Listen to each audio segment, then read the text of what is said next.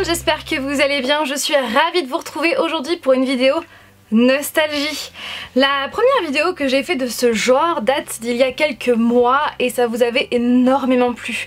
Dans cette vidéo que j'affiche juste là, eh bien je vous avais présenté les jouets de mon enfance et voilà, les jeux de société, les jouets etc. et ça vous avait énormément plu, donc je réitère aujourd'hui, mais cette fois-ci pour vous parler des livres de mon enfance. Alors effectivement, je vais revenir sur certains livres que je vous avais déjà présentés dans cette vidéo nostalgie, mais je vais vous en présenter d'autres parce que j'en ai retrouvé d'autres chez mes parents, donc j'ai hâte parce que je les ai devant moi, mais c'est vrai que certains je les ai pas plus vus que cela, je les ai pas réouverts, enfin voilà, c'est... Je pense que cette vidéo va être, comme l'indique le titre, remplie de nostalgie. Le premier livre que j'ai devant moi, c'est le livre des mots de Richard Scarry. Je pense que vous connaissez Richard Scarry, il y avait des dessins animés. Richard Scarry que je regardais étant petite, je sais plus trop le nom. Comme vous pouvez le voir en close-up, ce ne sont que des dessins en fait, avec des animaux qui font comme les humains en fait. Et à chaque fois il y a des mots pour expliquer ce qu'est l'objet. Et en fait... j'adore parce qu'il y a une double page, je m'en souvenais plus. Il y a une double page avec en fait que des maisons. Et à chaque fois on a écrit un prénom juste à côté. Ou justement voilà, à qui appartient cette maison. Parce que sachez que ce livre là n'a pas été qu'entre mes mains. Il a été d'abord à ma grande sœur, ensuite à moi et ensuite à mes deux frères, mes deux petits frères. Et à chaque fois on a écrit tout simplement... nos prénoms à côté de certains objets, de certains oiseaux, de certains animaux pour dire à qui il appartient en fait. Donc du coup je vois qu'il y a des Fanny comme ça de temps en temps, c'est trop drôle, c'est vraiment trop drôle et ça fait plaisir en fait de voir ce livre là entre mes mains qui a, comme vous pouvez le voir, bien vécu, n'est-ce pas? Ensuite il y avait donc ce livre là, Méthode Bochère, je ne sais pas hein, franchement. Ou La journée des tout petits. Je sais pas si vous connaissez ce design, moi il me parle carrément puisque quand j'étais petite bien évidemment je le connaissais, puisqu'à chaque fois vous avez des pages comme cela pour vous apprendre à écrire la lettre, par exemple là ce sont des voyelles pour écrire des mots en attaché ou pas. Alors là c'est ça, c'était mon livre. Le petit Fleurus maternel CP-CE, 5000 mots expliqués par la magie des contes, 1400 images pour les 5 à 8 ans chez les éditions Fleurus. Et ce livre là il est génial parce que c'est un dictionnaire avec des mots, bien évidemment. Un dictionnaire sans mots, ça serait un peu bizarre non? Et en fait vous avez la définition à chaque fois et des dessins. Voilà, donc par exemple, j'adore, là je suis tombée sur les contraires. Les contraires, avec Alice au pays des merveilles, avec la reine de cœur, avec le chapelier fou, donc elle est petite, elle est grande, un peu d'eau, beaucoup d'eau, c'est super, j'adore, c'est Alice au pays des merveilles. J'ai ouvert cette page comme par hasard, Bois-moi c'est lisible et à côté comme vous pouvez le voir c'est pas très lisible. C'est vraiment bien fait parce que c'est mis en scène par des contes avec des dessins, c'est super. Voilà, et ça je m'en souviens et j'adorais vraiment ce livre là. Ensuite, alors moi je faisais la collection des imageries. Alors dans ma vidéo nostalgie, je vous avais déjà présenté, il me semble, l'imagerie du Père Noël qui était vraiment mon imagerie préférée et j'y croyais dur comme fer. Vraiment, je l'ai lu en long, en large et en travers un nombre de fois, mais juste incalculable. Et donc j'avais d'autres imageries. J'avais l'imagerie du poney et du cheval, qui d'ailleurs a été rescotché parce que il a dû être coupé. Donc l'imagerie du cheval, j'avais donc l'imagerie de la France, j'avais aussi l'imagerie de l'histoire parce que j'ai toujours été une très grande fan d'histoire. D'ailleurs avec mes grands-parents tous les week-ends, puisque moi j'ai la chance d'habiter... dans la région centre, donc qui dit région centre dit forcément château de la Loire. Donc c'est vrai que du coup tous les week-ends on allait visiter un château et c'est vrai que j'ai la chance d'avoir fait quasiment tous les châteaux de la Loire. Donc l'imagerie de l'histoire c'est vraiment sympa pour les petits parce que ça permet d'apprendre les grandes lignes, l'histoire dans les grandes lignes. J'avais également l'imagerie du corps humain. avec donc à l'intérieur tout ce qui est anatomie, le squelette, voilà l'explication de par exemple le rôle des plaquettes. Voilà, donc c'est bien fait parce que ça apprend vraiment tout ça au tout petit. Ensuite j'avais l'imagerie de la Terre. Et il me semble aussi que j'avais l'imagerie des animaux, il me semble.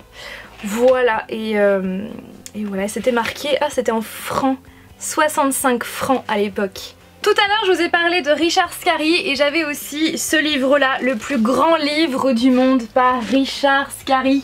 Comme vous pouvez le voir, il est très grand avec ce fameux verre. Je sais pas si vous arrivez à le reconnaître, donc son pied est de l'autre côté et il est extrêmement grand. Voilà, c'est le plus grand livre. À l'intérieur, il y a des maisons, des machines, voilà, tout plein de photos à l'intérieur, toujours avec des mots ou des phrases à côté pour expliquer ce que c'est, et c'est vraiment très bien fait. Donc bon, effectivement il y a un peu de gribouillis par dessus parce que j'ai dû passer par là et écrire dessus. J'avais aussi la mauvaise manie, la fâcheuse manie d'écrire mon prénom un petit peu partout. Dès que j'avais un livre, j'écrivais mon prénom.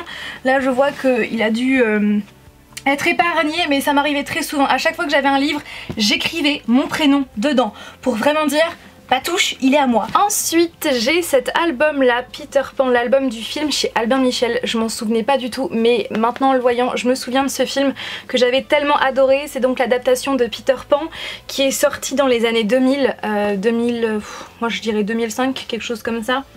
Même pas, 2003, donc j'avais tout juste 10 ans et c'est vrai que ce film là, Peter Pan, m'avait beaucoup marqué parce que j'ai toujours été fan depuis toute petite. Je sais pas, depuis que j'ai 5-6 ans je suis fan de Peter Pan, et quand j'avais vu cette adaptation là en film, c'est la première que je voyais, et en plus au cinéma, elle m'avait énormément marqué. Et oh, c'est vrai, en voyant les images comme ça, ah oui,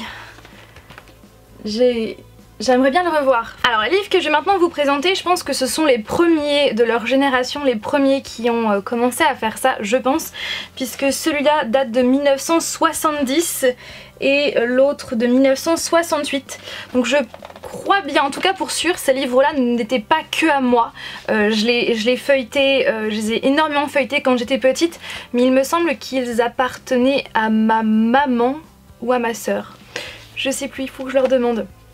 Donc ce sont ces livres là, donc là il y a Blanche-Neige, ici c'est Cendrillon, et là nous avons le magicien du Pays Vert, donc le magicien d'Oz en fait, et hop, celui qui est tout là-bas c'est Pinocchio. Pinocchio, alors je vais vous montrer chaque livre. Donc ce sont des livres pop-up. Ah, j'invente rien, un pop-up, je pense que ça veut dire pop-up, vous savez, les choses qui apparaissent comme ça. En fait le principe de ces livres là, c'est quand vous les ouvrez, regardez ce qui apparaît. Oui, et c'est tellement bien fait, j'adore, franchement j'adore. Je vais vous montrer d'autres pages. Hop, avec la table, bon Blanche-Neige je tiens plus trop, mais avec la table, avec les couverts dessus. C'est extrêmement bien fait, et ouais, je pense que c'était vraiment les premiers à l'origine de ça. Et ensuite il y a Cendrillon. Cendrillon, et hop, encore du pop-up comme ça. Là on tire une petite languette et la citrouille se transforme en carrosse.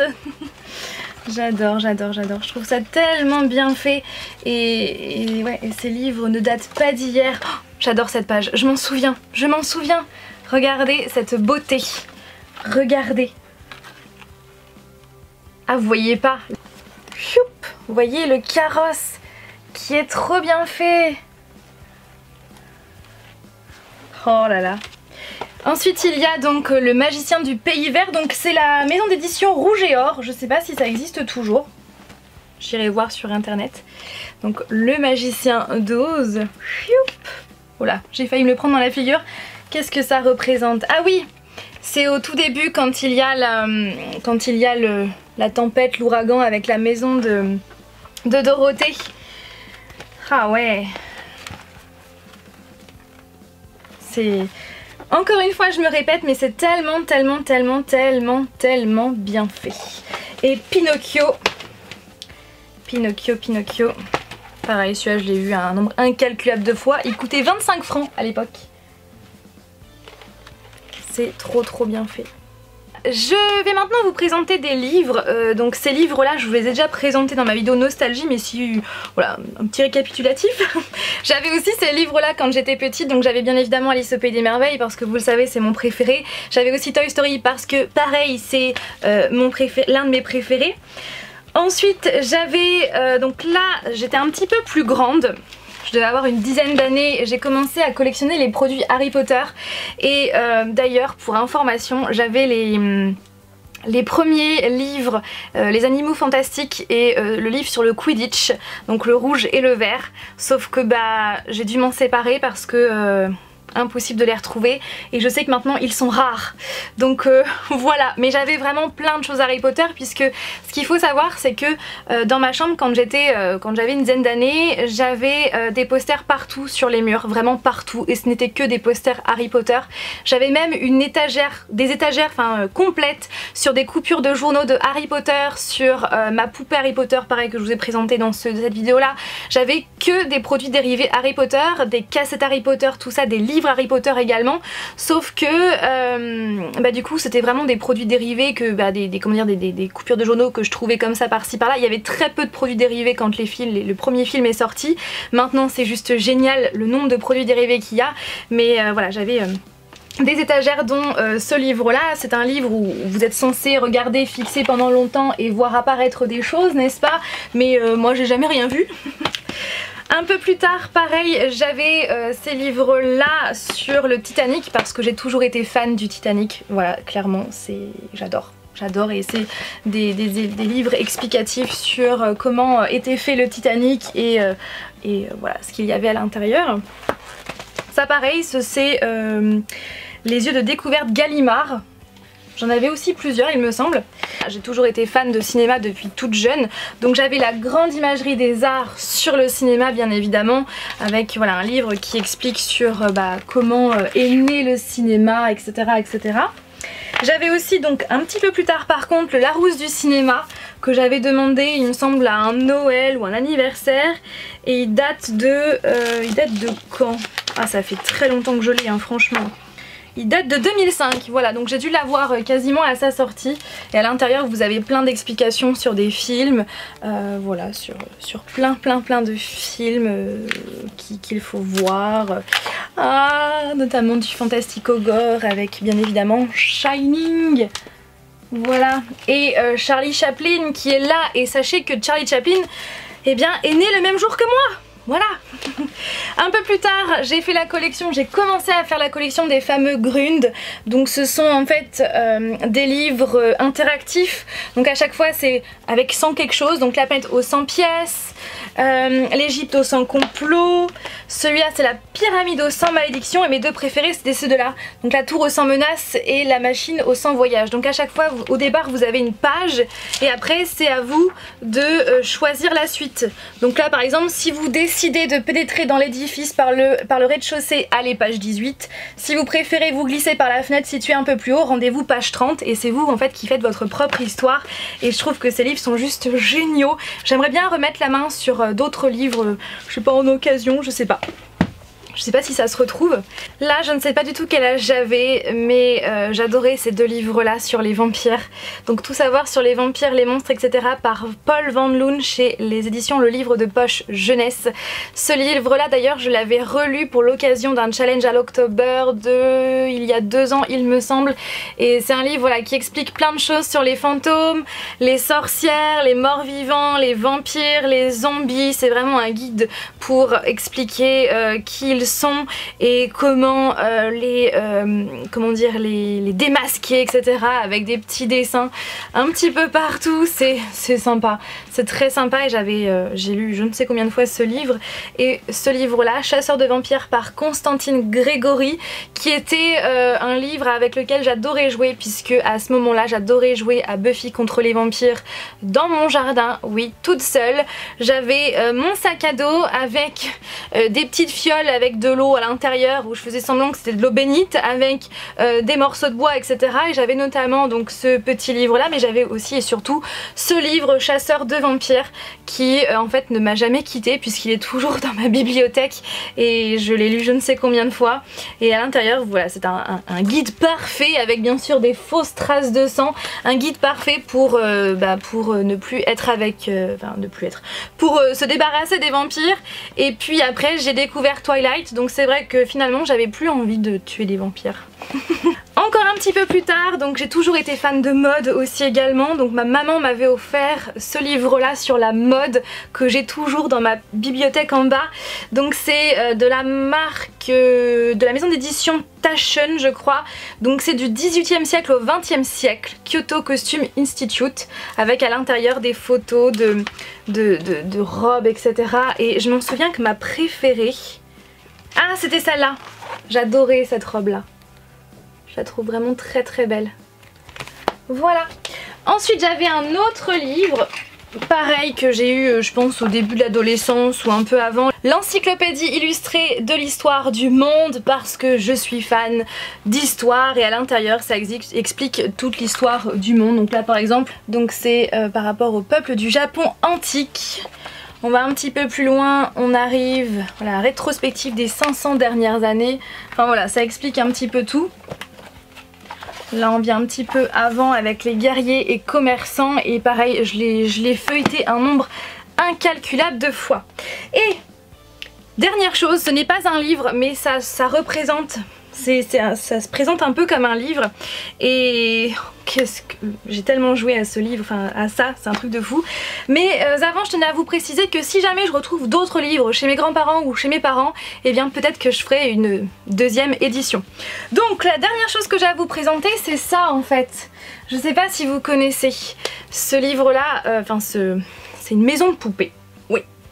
Vous allez me dire, une maison de poupée en un livre. Alors le but c'est de défaire ces nœuds là, de l'ouvrir et de faire le tour comme cela, hop, vous voyez, et ici d'accrocher.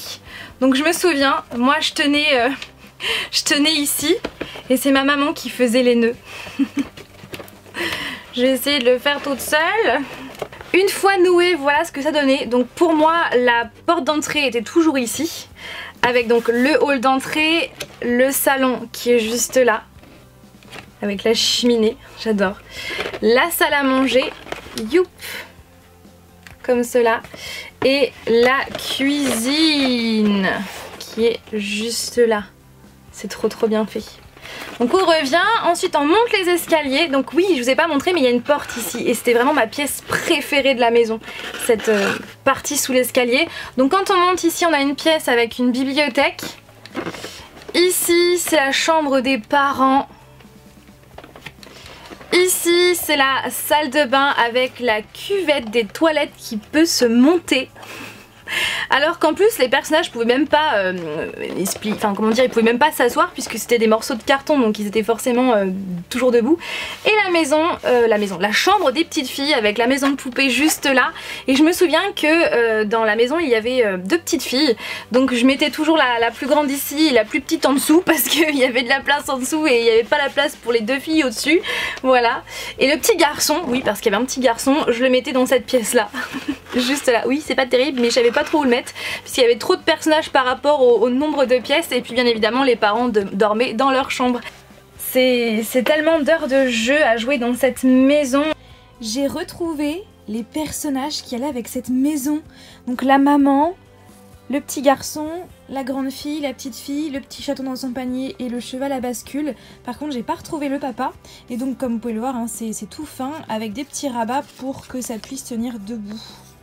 Hop. Comme ça, bon ça tient plus trop mais voilà, parce que ça a vécu hein.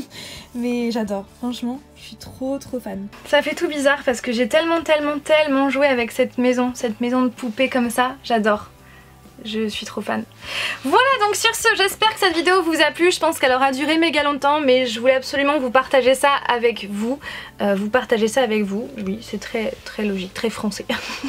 Sur ce, je vous fais tout plein de bisous et je vous dis à mercredi prochain pour une nouvelle vidéo. Bye!